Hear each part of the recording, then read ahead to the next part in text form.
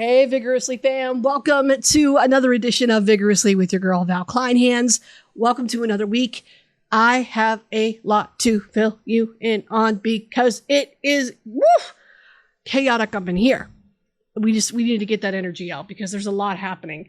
There's a lot happening outside, so excuse the rain or the thunderstorm sounds. If that happens, there is one that's currently blowing through at the time I record this. Welcome to spring. That's what that. And then, of course, we have the cleaning lady who is deciding to apparently vacuum right outside my door right now because that just is what it is.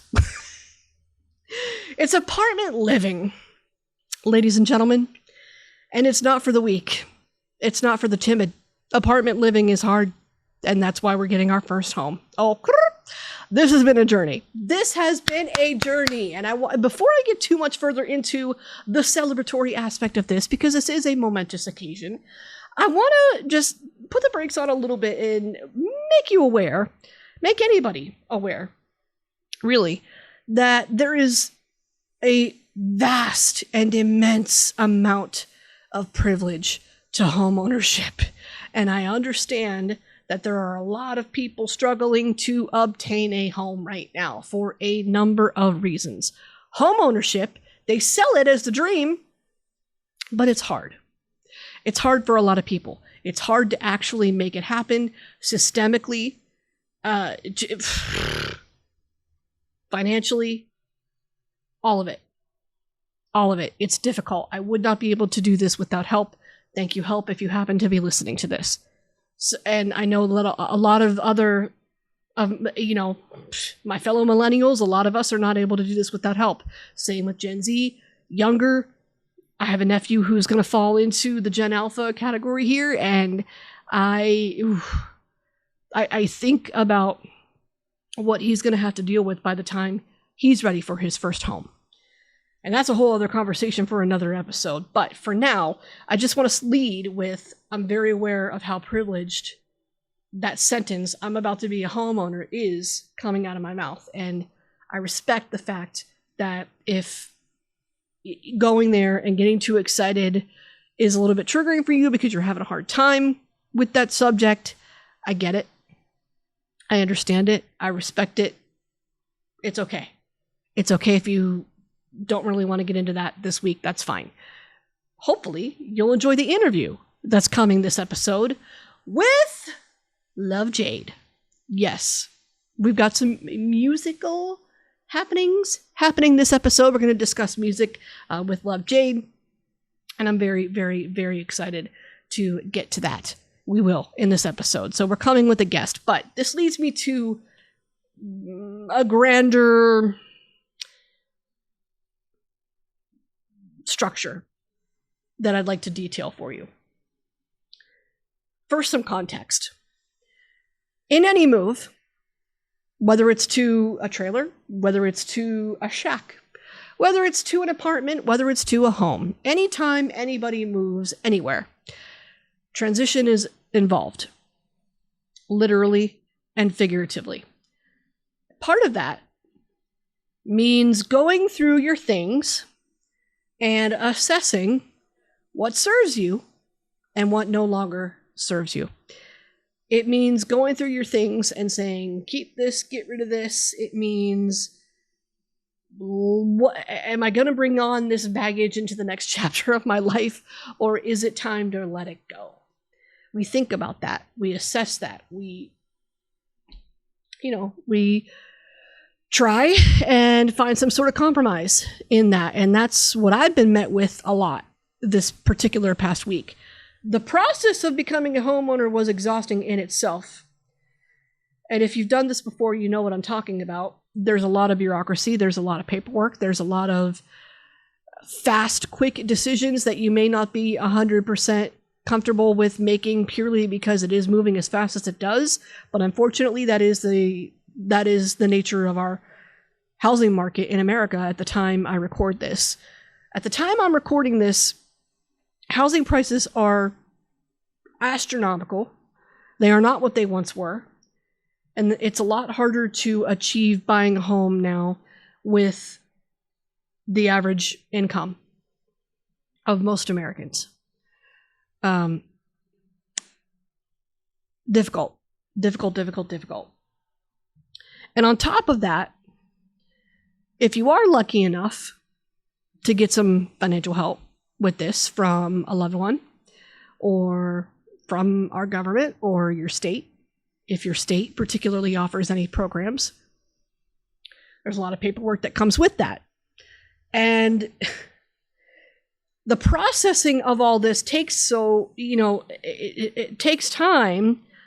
So you're sort of forced to act quickly and kind of ask for forgiveness later, just because if you have a timeline that you're trying to meet, you have to understand that the innards of what goes into purchasing a home are not going to be that fast. I also didn't understand that the real estate industry, whoo, y'all are pushy. Y'all are a little pushy, and I get it. We all need to make a buck, and we're trying to make a living, but ooh, y'all move fast. Y'all move very fast because you're trying to close a deal. I respect the hustle, but it was a lot for me, and I think it's a lot for anybody. For the average person that isn't directly involved in real estate every day, it can be overwhelming. So when it's your turn and you find yourself feeling that way, do not feel alone. I did as well. This whole process has really taught me about communicating and how I communicate with people and how I prioritize certain sentences to get certain messages across, because you've got to have boundaries in this whole process. If you don't, you will be mowed over because everything moves so fast. At least in this housing market, it is currently at the time I'm chatting about this from a buyer's perspective. It's also, anytime you move somewhere, naturally, you start to think about what objects you want to bring with you, what material things you want to bring with you, and what things you don't want to bring with you. You kind of naturally just clean out things, and whatever's coming with you into that next chapter is like, it's a new chapter, right? Now, I'm learning that my closet has become a metaphor for this. I don't have the closet space in the new home that I'm about to enter that I do in my apartment, which is weird because normally it's the other way around. But I'm finding that I'm going to have to do that seasonal switch everybody talks about, and that I did have to clear a lot of my closet out. And I'm learning that minimalism is not such a bad thing. And it's not that I was ever necessarily opposed to it. I just think I should have maybe taken it a little bit more seriously when we were first talking about it a few years ago, and when it was, becoming a buzzword online. I wished I had maybe paid a little bit more attention to it, because I feel like that concept is serving me now. It's serving me now, and it's allowing for more flexibility in my life. It was nice to have all the things in my closet that I did. But could I have done without? And could I have invested in other things, done other things, and not have had to clean out as much of my closet as I did because of what I'm running into now? Yeah, probably. If I had just had a minimal perspective to begin with, I wouldn't be running into that. So that's just something to take note. I'm getting into something else here too. The concept of minimalism seems to be a theme just in a lot of aspects of my life right now. The job part of my life is good. Finally feel stable in that for now. And with social media, I'm learning some things there too. And this is what I'm learning. This is what I'm getting at. I can apply minimalism to this podcast and to everything that I do on social media too. There was a reason why I felt like I was doing a lot earlier in the year, and that's because I was. I was doing a lot. I was doing the most. But I wanted that because I wanted the interaction, and I wanted the ball rolling on things that were important to me at the time. Before my car got broken into for the second time in 8 months, and that ended up being the catalyst for me moving at all. Before, I wanted to prioritize this. And I still, this is still very important to me. Vigorously is very important to me. There's a reason I've continued with the podcast. I do enjoy doing it. I want to do it. But I was taking it very, very, very seriously in the beginning, hoping that it would potentially lead to additional income. As I was building that and crafting that the way that I wanted it to be, I got stopped in my tracks with this whole life change. And I'm very grateful. I understand the privilege, as we've discussed earlier. But this also taught me that I need to be minimal, so to speak, with what I do online. I have considered restructuring this podcast and what I do online differently so that it fits better into my life and so that it is more digestible for you, the listener, the viewer, however you're consuming this content. I would like for it to be more digestible for you as well. So this is what I came up with. And you can tell me if you think it sucks. You can tell me if you think it's great. You can tell me if you think it makes a lot of sense.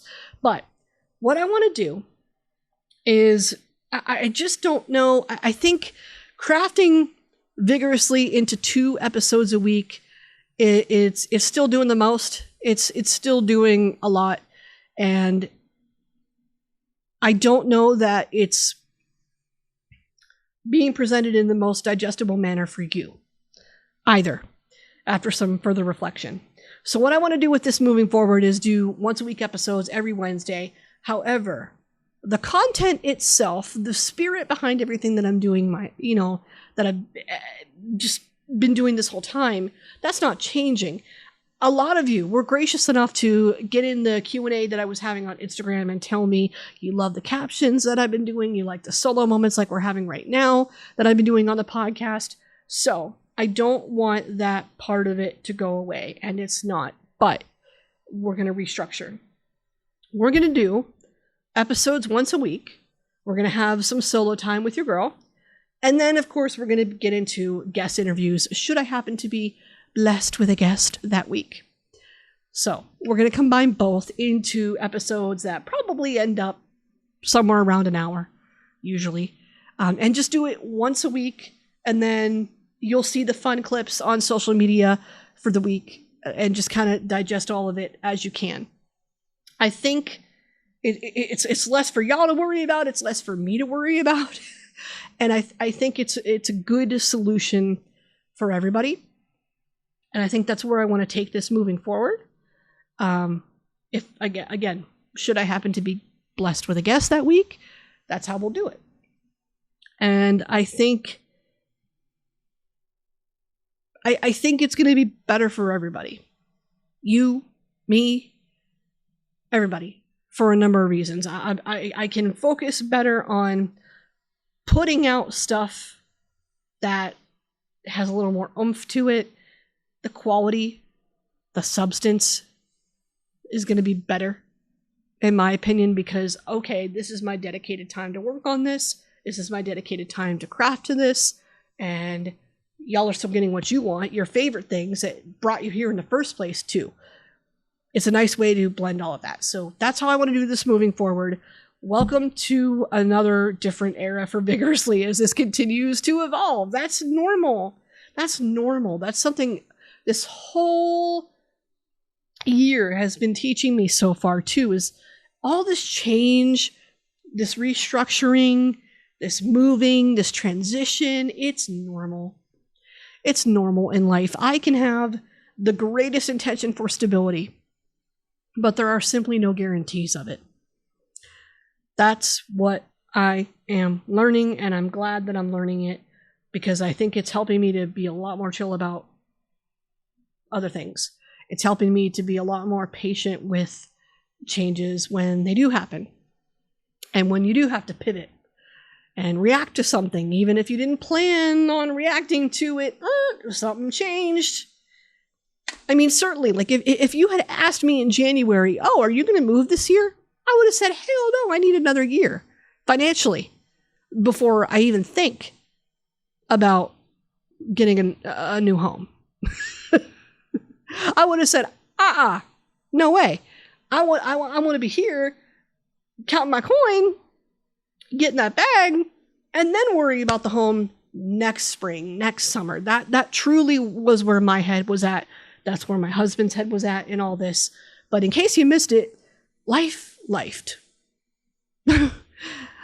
Back in March, we had our car broken into for the second time in the past 8 months. And that has been the catalyst for this move. We just looked at each other and said, we're not dealing with this anymore. We're not doing this anymore. It's time to get a home, get a proper garage, just commit to it and figure it out. And thankfully, we got some help to make it happen too. And that's where we're at right now. So as I continue to move forward with this, thank you so much for the support. I have had some encouragement. Y'all are excited to hear about this too. I can't wait to show you the new room that I'm turning into my media room for all this. And I can't wait for more to come. But that's what you can expect from Vigorously and from me moving forward, really. The outfit picks, they're coming. They're coming. But for now, with the podcast, we're just going to do this thing once a week, and I am going to share some fun clips with you as the week goes on until the next new episode comes the next week. So I hope you enjoy. With that, let's get into today's guest. We do have a guest this week, Love Jade the band. Welcome to another edition of Vigorously with me, Val Klein-Hands. Very thrilled to have Jeanine DeLuca of Love Jade in the building today. Woo! How are you? This has been a long time coming. I'm excited to see you. I'm so excited to see you too. I'm so happy to be here. Thank you so much for having me. My first question, probably the most important question, I'm just going to throw at you this entire interview. Can I raid your closet? Because you have amazing style. Like, how did you develop your taste in clothes? Oh my goodness, thank you so much. I've always loved clothes. I think that's just always been a part of me, and I think just being in music and being inspired by the artists that I listen to, it kind of evolved from there. Yeah, makes total sense. I watched the video for Imposter, and that's kind of what got me thinking about this. And I love Yeah. the variety of looks that we see in this video, too. I mean, we got Moto Jacket Jeanine, we got Retro Jeanine, we got 80s Jeanine, we got Folk Jeanine. I mean, I So kept much. Yeah. wondering, like, I kept wondering if all these different styles that you take on in the video represent parts of you as a person or maybe your personal taste in clothes. Is that accurate to say? Yeah, I think with Imposter, what we really wanted to do was make like a distinct look for every like section, every part of the video. So it was kind of just showing like different versions of a person that maybe like aren't like me so much, like kind of taking on more of that like imposter sort of feel and kind of really dressing as that character. So, but Mm-hmm. needless to say, I did love all of the looks that we put together. Were they from your own closet or did you borrow clothes? It some of them we went out and kind of looked for Hmm. different things, and then some of it was my own. Cool. I love hearing that. So, what is your just general musical origin story? Because from what I understand, you've been doing this for a minute. Yeah. I've been doing it a while. I feel like to tell my whole musical story would be like this entire episode, but We got in time. short, yeah, in short, I started playing piano when I was 3, and that was kind of my first little intro into playing music. And then kind of over the years, I've always loved writing, so that was always my Mm, thing. I was always a little bit more on like the quiet side. So just writing in general, writing stories, that was like my whole childhood. And then I kind of just developed like I love to sing in the car and I always hid it. Like I would be like 6 years old, like with a hood over like my face, like singing in the car. Um, and somehow that kind of turned into like first I thought like I'm definitely going to be a writer of some sort. But as I started singing more, I was like, okay, I really want to be like Taylor Swift. I want to kind of do the thing and be out there performing.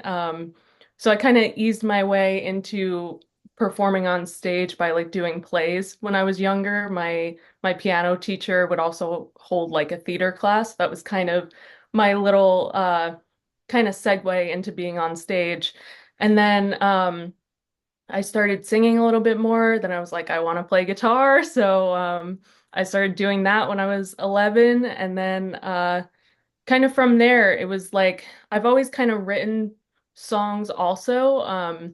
But then finally being able to record, that started when I was 16. So that was when Mm. I met my producer Blake, and from there we just made the first EP, and then Jade, and kind of became its thing, like what it is. And I always said that I want to record my first album by the time I'm 21.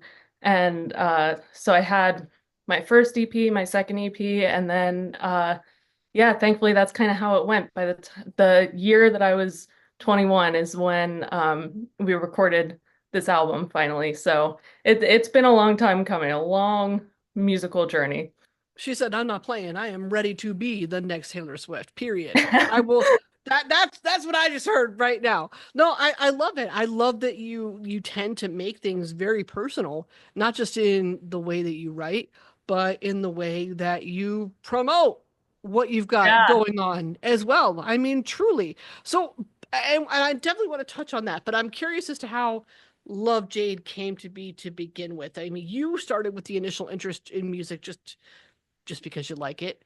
The Yeah, rest yeah. of the story, the rest of the band. Tell me that. The way it came to be, so it's very interesting, kind of the way that I've always wanted to record.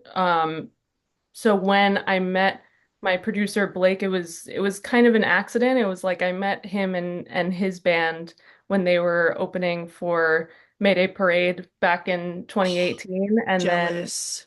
yeah, and then Wow. they were we loved them and we were like, we're gonna be friends. And then it was the next week that Blake posted on his story that he was looking for bands to record. And I was like, I just put out a really terrible single on SoundCloud, and I'm gonna take my chance here and hope that he wants to record with me. Even though I had like no other songs ready to record, it was like I had so many things written, hundreds of songs by this point, but it was nothing where it was like, okay, I'm ready to go into a studio and record. Mhm. Um, but then when I started working with Blake, it was like we would do co-writing sessions, and that's kind of how it came to be from there. And then so a lot of like the studio work and stuff is done just me and him, like just Yeah. co-writing and playing. And a year later is when I met my friend Mike, who still drums for me today, and he's awesome, and he's been recording with us since the Erase You time. Cool. Okay, so backing up to I put this thing out on SoundCloud. I know it's complete and utter crap, but whatever. I have the Yeah. balls to put it out there anyway. Where do we find that confidence? Because there's plenty of musicians who would say, I'm not going to test it, especially when there's as many trolls out there as there are. Like, Yeah. they wouldn't even do that. You said, I'm going to do it anyway. Where's that confidence come I think it comes from the stubbornness to want to make it happen. from? I think when you I've been have there. like such big dreams and you're just like trying to do it your whole life. It's like I mean, there's so many times when I mean, every musician goes through it where you just want to give up and you don't want to continue. Like you're just not, you don't think you're good enough or, you're afraid to put yourself out there. But I think for me, it's what always keeps me going is the thought of, no, like I'm going to make it happen. Like I'm doing it for my younger self who had like these big dreams, you know? Yes, we all need to do that. I am a big, huge proponent of that. Like, as much Yeah. as I mean, I struggled in the radio industry before I decided to leave it and ultimately do this for fun. And I'm Mhm. like, you know what? Little Val, though, she's still saying thank you for trying. She's still saying thank you for trying to do it. And she's also saying thank you for continuing to do what you love, even if it's not the mainstream version or the corporate version, blah, blah, blah, Yeah. whatever, whatever. Like, there's something to be said for looking back at what we wanted to do as kids and nurturing that. I think it's healthy. It's so Yeah. healthy. Yeah. And something that Blake has always told me is what he kind of always reminded himself in his band and in his work is just do what it takes. And I've kind of kept that in my head. Like I need to do what it takes to make it happen. So that's kind of how I keep going, keep pushing through. And now I understand why you two work well together. You have similar values. Is that fair Yeah, to s Okay, got it. totally. Makes Yeah. makes complete and total sense. Well, much like all the effort that goes into this, I mean, it's not easy. It takes time. It takes planning. Kind of in the spirit of Taylor Swift, we'll say, so to speak, Mhm. you leave little clues, you leave little love notes to your Yeah. fans as well to promote your stuff in a very, very clever way. Now, by the time this comes out, the new single will be available. We're going to talk about Find the Words, and you're Yes. coming up with a really cool idea to promote this song too. You've already been doing it. You've got handwritten love notes that slowly like reveal lyrics of the song. Yeah. Talk to me about planning that. Was that the intention the whole time once you knew what the spirit of the song was? It's definitely in the spirit of the song, but I think transitioning into this new like Love Jade era, I've kind of taken it on where it's like we're kind of, I don't know, it's like the whole love letter thing. It's like that's kind of how I feel about all of my songs. Like Ah, I feel like I'm writing a letter, whether it be to myself or anybody else. I feel like when I write songs, that's kind of how personal they are to me. So with this song especially, it wasn't really, I didn't put much thought into like this is gonna be a whole like reveal thing that I'm gonna do, but kind of once I learned that people really like to see lyrics ahead of time, like they really like mhm. these little like sneak peeks into songs and everything, I'm like, that kind of seems like a good way to do it. Yeah. Makes total sense to me because it's in the spirit of what's happening and it fits the theme of the Yeah, band. Really, now exactly. that we're kind of transitioning to that. So let's get into the innards of the new single, Find the Yes. Words. What are we most excited about this one for? What I'm most excited for about this song, oh my gosh, so much, but an important thing to note is it's the first song that I'm releasing that I wrote entirely by myself, which like Mm.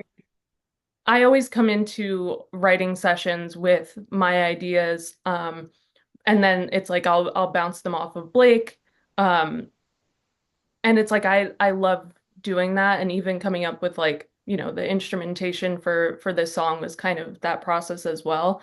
But this song is the first one where I kind of came into the session and I was like, okay, all of the lyrics are written, like it's done. And if we have to tweak anything, like I'm going to do it. I want to take charge on this song. So it's really personal to me. It's really special to me, and it's very different from the Jade songs that I think everyone's used to. which, I love everything that we've put out so far. And even with the first single, Imposter, like it's a really fun song. It's really upbeat. It's Hmm. catchy. And I've loved everyone's responses to that. But this one is very, like, it has like a personal story to it. And I feel like it's the first one that kind of gives you a little bit of that peek into the album and what's more to come on there.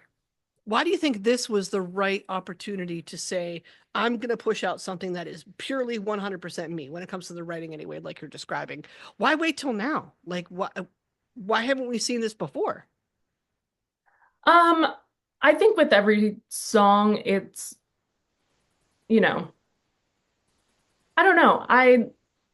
I would I have other songs that I've written myself, but most of them it's like going into a session, there's always things that I'm going to bounce off of Blake just Mm, because, we work so well together. And I honestly think that like him and I working together, we get the best results. And we've written these amazing songs that I'm so proud of.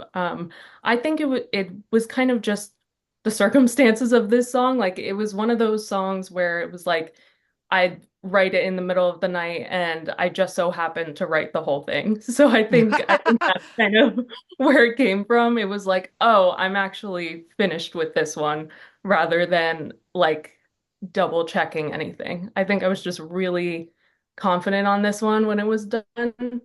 yeah. So it kind of came from that. That's a theme for creative people. Like, I don't know what it is, but there is some sort of juju flying around in the middle of the night where, like, that's when your best stuff randomly like it comes out, or you'll get your best idea at 2 a.m. like while you're Oh, rolling I around trying to always fall say asleep. that. I'm like, what is like even me. I'm like, whoa, I have a great idea for a question I want to ask this person, like in an episode that I Yeah. know is coming up. I'm like, I'm like, why? I don't know why. Like to the point where I started to keep like my phone next to my bed if I need to jot something down, or like I used to just have like an actual journal, little notepad, Yeah.